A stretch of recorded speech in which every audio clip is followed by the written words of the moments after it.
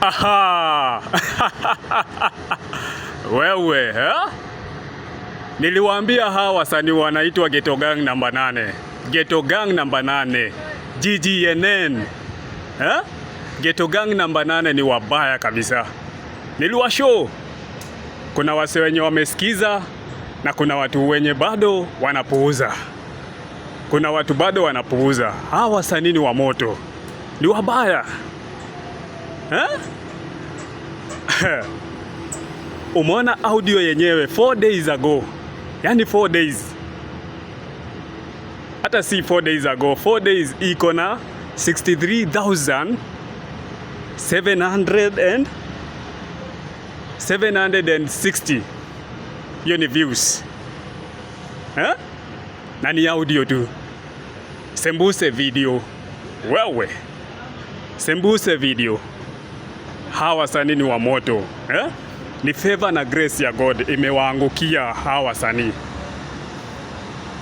Umeona vile sasa watu walikuwa wanapuuza, walikuwa wanawapuuza. Hakuna msee atawapuuza kabisa.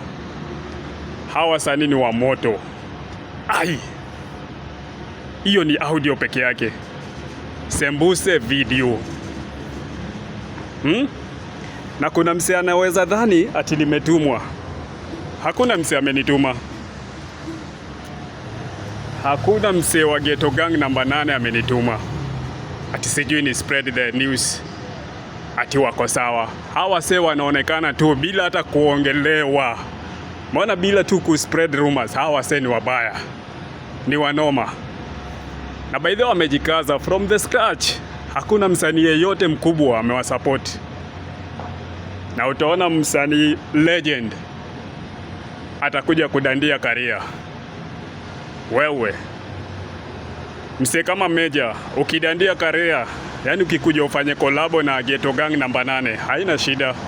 Wewe unakuanga na roho safi kabisa. Sisemi ati wasanii wabigi ati wote wako na roho chafu. Kuna wasanii hata Calgraph Jones uko sawa kabisa. Octopizzo pia uko sawa, King Kaka yani. Lakini kuna wasanii wenyewe hawawezi fanya kolabo na wasanii wenye wameamuka kivyao. Yani wameamuka bila support yoyote. Wewe, though wamepewa support lakini unajua watu wamekuwa wakiunderrate hawa wasanii. Ni wa moto manze, na vile bado hujawatambua, haini bambi. Wajanja wanaelewa. Wewe, hawa wasanii wako top. Tebu endeni muangalie.